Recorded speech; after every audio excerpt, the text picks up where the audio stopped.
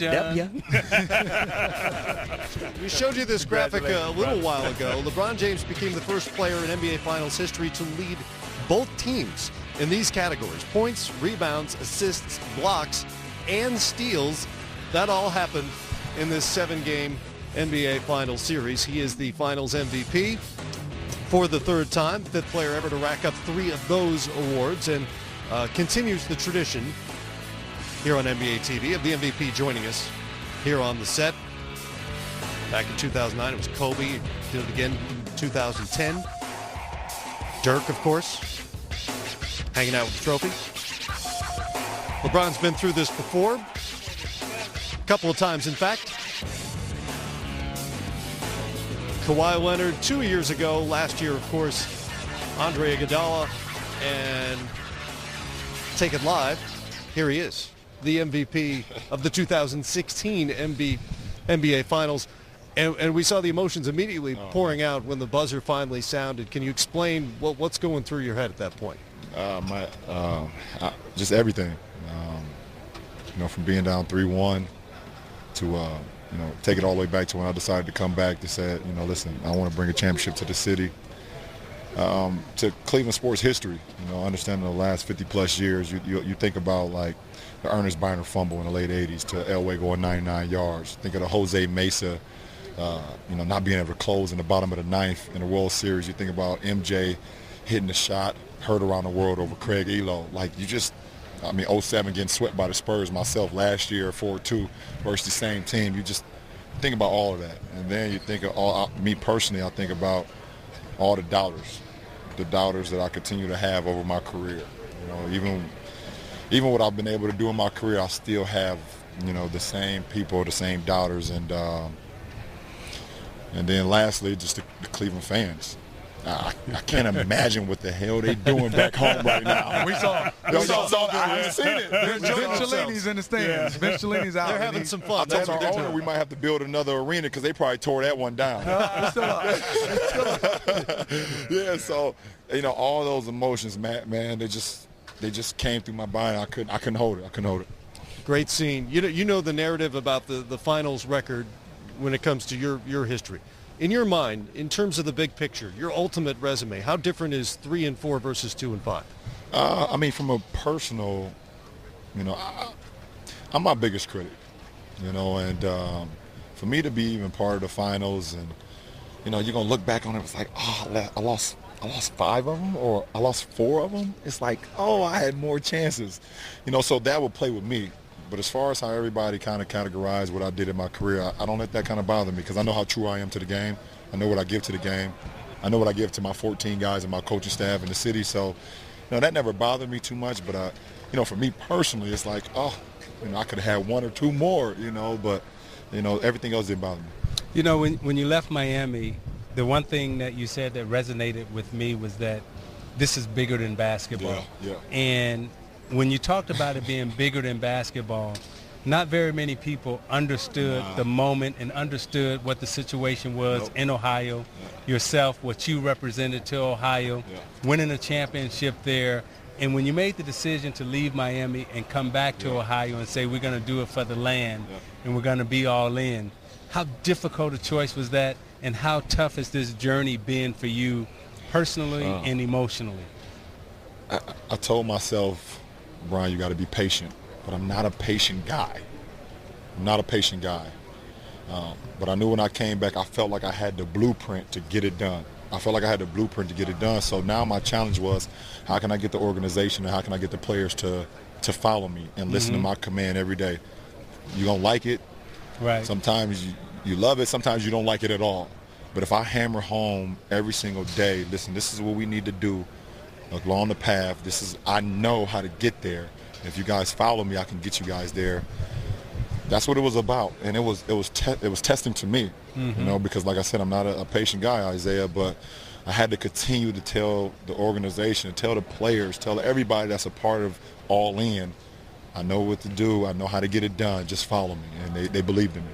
LeBron, you've had some historic moments in the playoffs, and these last 3 games, back to back to back, putting up some unbelievable performances under the circumstances, down 3-1, going on the road, potentially, losing the game at Golden State, who plays well at home. I've always felt that as a player, you read the situation and you just provided what was needed.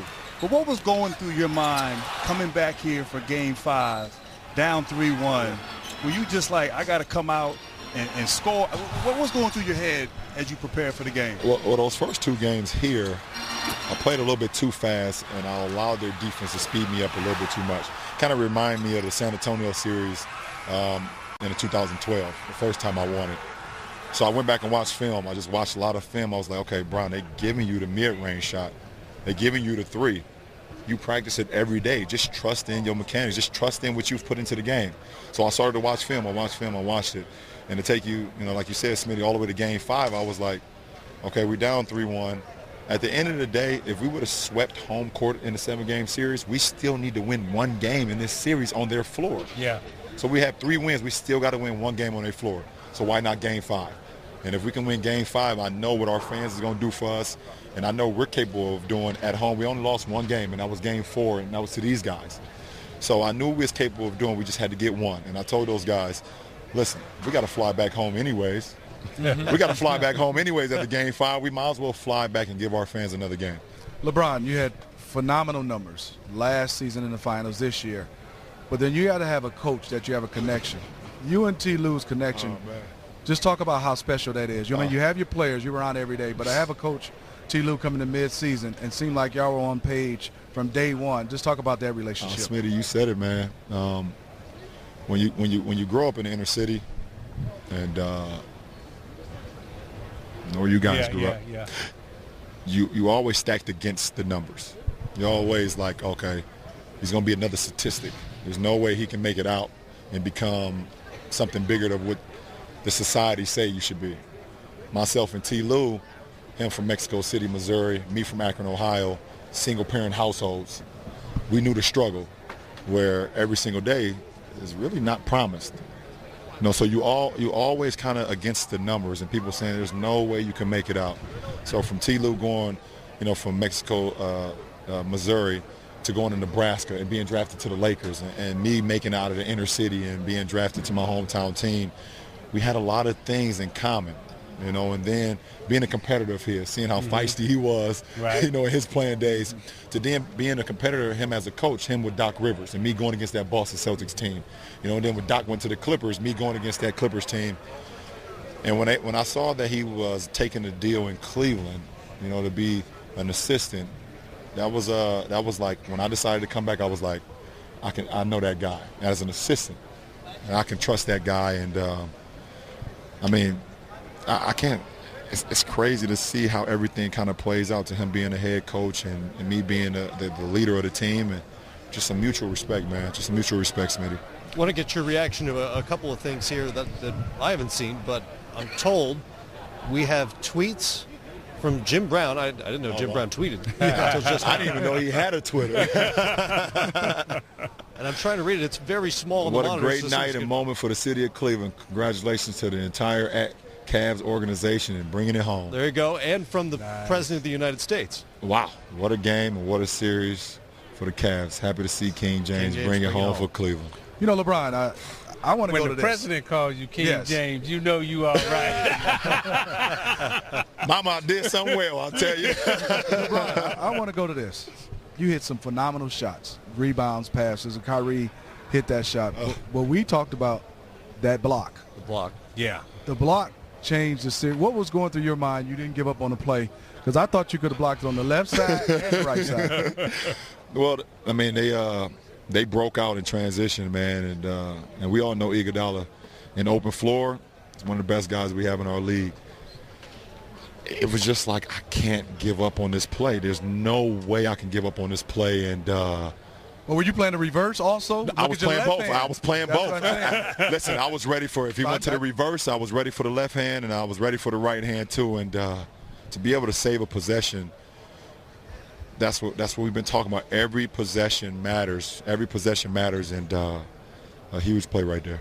Were you surprised at all they didn't try to take the ball out of your hands more often in the last couple of games? Well, I didn't shoot the ball particularly well in Game 7.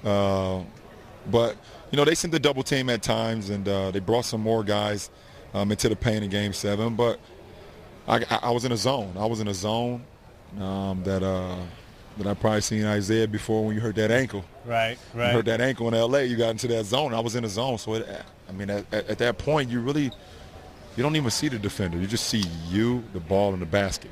And it's a great feeling to be in. LeBron, you talk about being in the zone. We had D. Wade on before the game, and he said from playing with you during playoff time, you lock in like no one else he's ever seen or played with.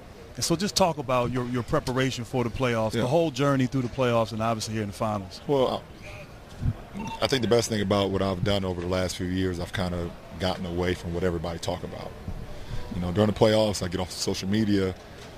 I don't watch sports talk radio. I don't watch all the things that be on TV. It's just like at the end of the day, the game is won in between these four lines. You can have all the talking. You can have everybody saying what's going to happen, but the game is won in between the four lines, and that's where I thrive at. That's where I bring to the table. When we get on these four lines, listen, everything is said, but let's get on this court and let's make it happen. So, that's where my focus, that's where my mentality just came from the last few years, and I know how much I put into the game. I know how much work, and then I just go out and play. One more last thing. We talk about the greatest to ever play, and I know that is a goal of yours. And I look in that room right now. There's you, Michael Jordan, Kareem Abdul-Jabbar, Bill Russell, Wilt Chamberlain. Wow. What y'all talking about in that room? I mean, you five guys, to me, you're in the discussion of the greatest to ever do it. I don't know if there's a six, and if I'm missing one, somebody please correct me. But when I look in that room, it's you five guys. So what's the conversation like? What y'all talking about? I'm probably going to be the one that will be a loss for words. I'm telling you, because, everybody know me. They say how boisterous and my voice, so loud and powerful. But if I walk into that room and see those guys, it's like it just take me all the way back to a kid. It's like, man, I read about you guys. I either read about you guys or watched you guys.